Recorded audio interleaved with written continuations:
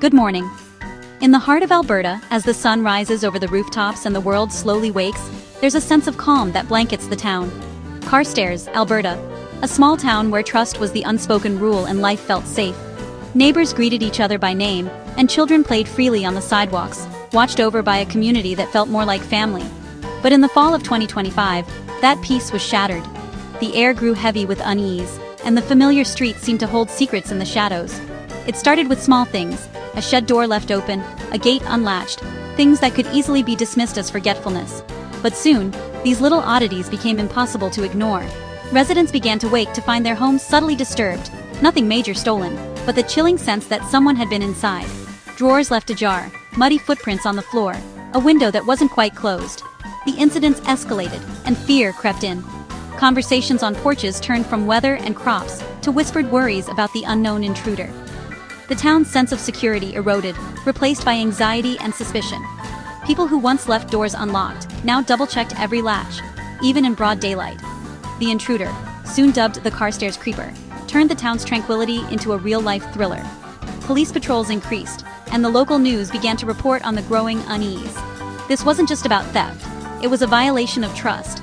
Families huddled together at night, comforted only by each other's presence. Who was behind it, and why? The questions echoed through every household, fueling rumors and sleepless nights.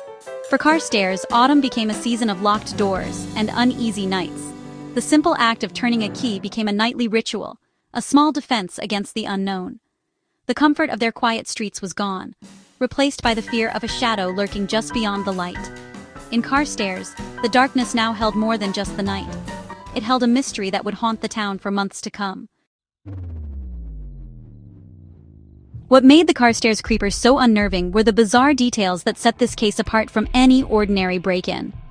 It wasn't just the fact that someone was sneaking around at night, it was the way they did it, the strange choices that left everyone in town unsettled and on edge.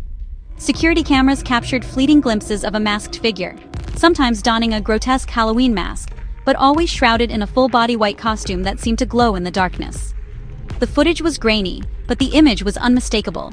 A person who looked more like a ghost than a thief, moving with a purpose that was both chilling and inexplicable. The most unsettling detail, though, was the footwear. Mismatched shoes, one black and one white. It was a detail so odd, so deliberate, that it became the talk of the town. Was it a signature, a calling card, or just a bizarre coincidence? No one could say for sure. Was it a taunt, or just a strange quirk? The creeper moved with eerie agility, slipping through backyards, darting between fences, and peering into windows with a boldness that sent shivers down spines. Residents would later recall how the figure seemed to vanish into the night, leaving only footprints and fear behind. They rarely stole anything valuable, just small, almost trivial items, or in one case, a child's packed lunch left on the porch. It was as if the act of taking was more important than what was actually taken, adding another layer of confusion and unease. It wasn't about what was taken, but the violation itself. The intruder seemed to crave the act of intrusion more than any material gain. For the victims, the real loss was their sense of safety, the knowledge that someone had been so close, so brazen, and so unpredictable. The lack of motive, the bizarre costume, and the deeply personal nature of the crimes left the entire town on edge.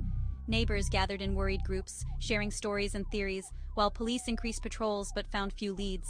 The creeper's presence was felt everywhere, even when he wasn't seen. Was it a game, a thrill, or something more sinister? Carstairs wasn't just facing a burglar. They were haunted by a phantom whose intentions were a mystery, and whose legend was only growing with each passing night.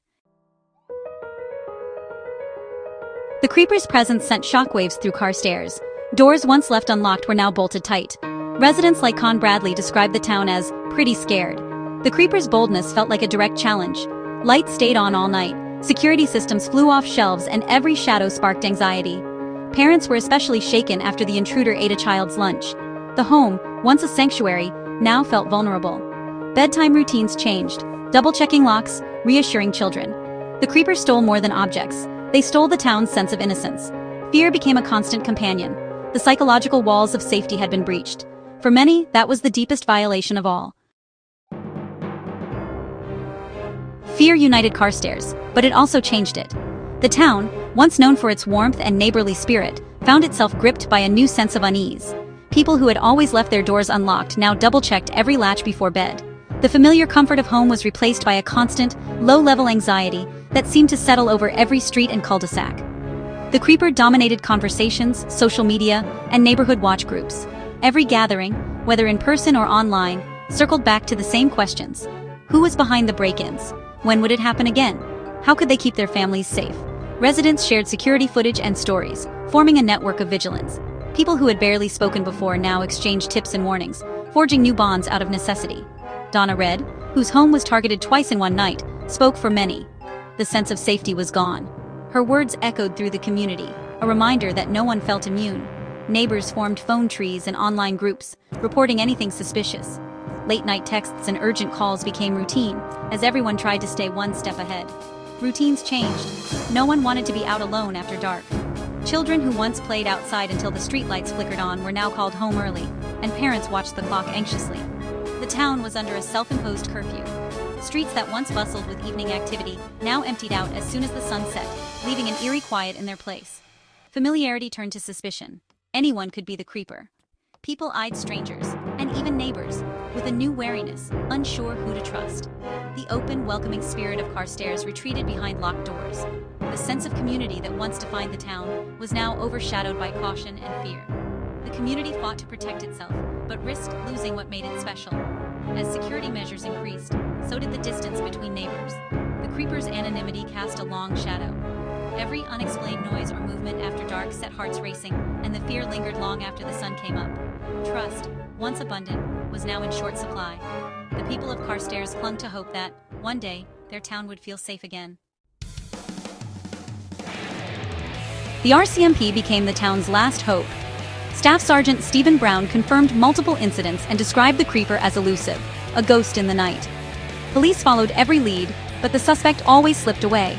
Near misses frustrated both law enforcement and residents. Brown urged the public to share any information, but warned against vigilante action. The creeper remained at large, evading capture for months. The investigation was a priority, but the sense of helplessness grew. The police hunted a shadow, and the town's anxiety deepened. No arrest, no closure, just a lingering fear. The hunt for the Carstairs Creeper became a haunting, ongoing mystery. As winter set in, the break-ins stopped, but the fear lingered. No one knew if the creeper had left or was simply waiting. The trust that was broken would not be easily restored. Locking doors became a nightly ritual, a habit born of trauma. The creeper's legacy was a new, uneasy normal. Residents tried to reclaim peace, but caution remained. The story of the phantom in mismatched shoes became a local legend. Carstairs learned how fragile security can be. The community moved forward, but would not forget. They hoped the shadow had finally passed, but kept their lights on, just in case.